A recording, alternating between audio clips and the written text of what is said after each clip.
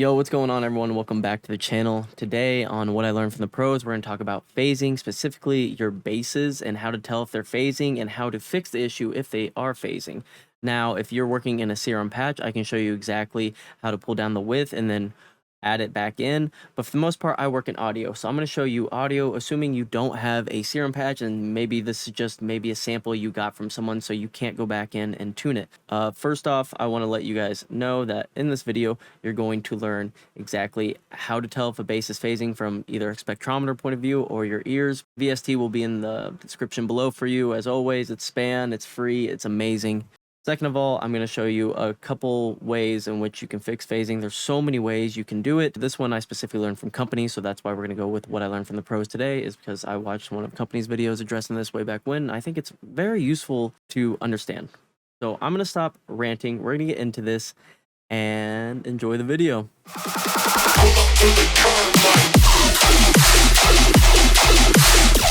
Okay, so as you can see on my screen here, I am in a project of mine, and this came up specifically with a bass that I'm working with. So let me pull up my master span here. I'm going to put it up here because I'm not sure exactly how stereo sound works on YouTube. I should know, but I really haven't looked into it. So what you'll see here in the span is blue will be mono compatible, and then if you see this kind of orange red color, I don't know, flamingo, that is, it's in your stereo field. So let me show you a bass that is too wide here. All right, now the levels are right. Let's look at this bass. So as we can see here, to you guys, it just is exactly a bass sound. It sounds good, but we can see it's having phasing in the lower mids, which isn't a big deal, but it is enough to change. And I don't know if you guys will be able to hear this, but you'll see it visually. That to this.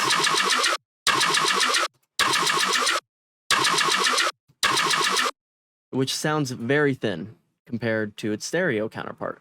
So how do we go about fixing this, and why do we need to fix this? Well, first off, your tracks need to sound good in mono. You need to play your tracks all the way through in mono. It needs to sound the same if it's not in mono as far as like elements in it. Obviously, things are going to sound a little thinner because you're going to push stuff more in the stereo field as you go up, the layering and all that, but the main stuff needs to be there. This is a main hit, so it needs to be very present in mono as well. So how can we go about this? Once again, I'll leave this up here. I'm going to click in the lane. Specifically looking at this. This is a bass I got from Stankface. We're working on a collab.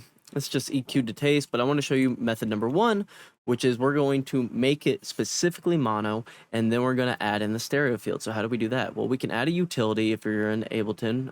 If you're in other DAWs, I'm not sure, whatever you can pull down the width or either make something mono in is what you'd use. So for our first tip, if it's a good sound and just a little wide and you don't want to layer it, it's as simple as just pulling down the width. You can just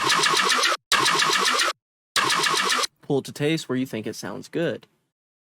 Now, if you do want to add additional layers or texture to something, this is when we need to get creative.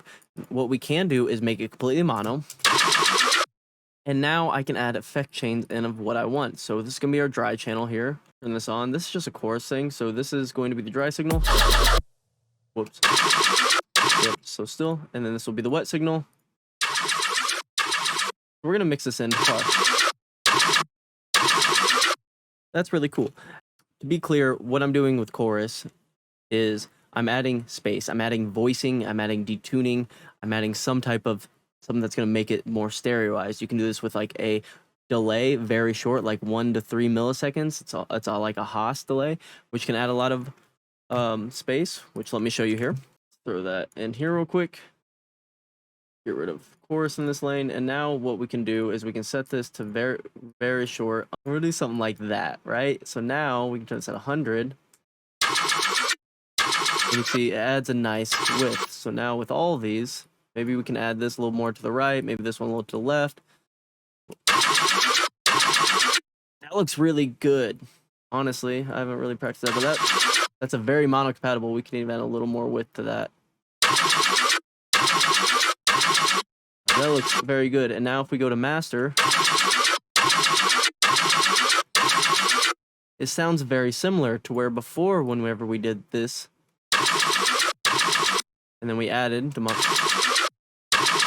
it sounds a little bit fuller. in terms of mono, and then especially stereo, obviously adding more parallel chains is going to allow just overall a fuller sound. And this is what I recommend to a lot of people. Instead of using like a dry wet of like reverb or chorus or something, make it an audio effect rack. That way it's in parallel, so you always have 100% dry signal, and then you can add in your wet signals as you want.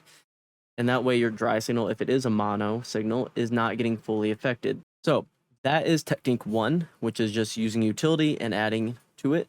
Or I guess 2, because technique 1 would just be pulling down the width. Both involve a utility. The last one of which you can do is you can add this mono, and instead of doing this multiple lanes thing that I'm doing, you can add different things. So I'm pulling it in, this one specifically. I have a 4-band OTT, which is just a really, really strong OTT that goes layers, and this is a mid layer. And with our, which is more mono than this.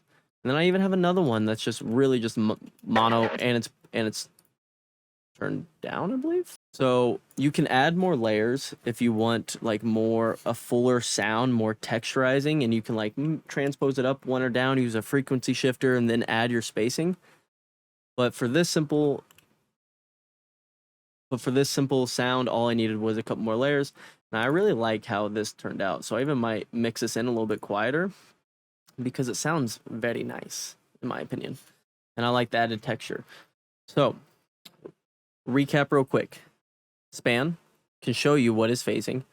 What you have to do is you need to go to mid-side stereo, which is the preset I'm on, and it's normally green and red. I just made it blue. Another thing I changed as well is not that, is the cogwheel. I turned the time down low, so it's very fast. That's how you can see everything in real time. And then putting your phasing bass in mono and then adding your space layers to it seems to be the simplest workflow, but that's not the only workflow. There's tons of different ones out there. That's just the simplest I can think of showing. And then lastly, I want to show you if your bass is phasing in, say, like Serum. Okay, so now we can look here and see from the span. So how would we fix this? Well, you could either go in and like cut down all the widening tools in it, but if you like the sound, you can go into your global tab and you can turn the width. This is for oscillator A, this is for oscillator B, so depending on what you're working in, or if you want to be safe, just go in the middle and you can pull down. You can make this completely mono. And even the difference there, I mean, I wouldn't do that for a saw. I mean, like if I turn down that much with that widening,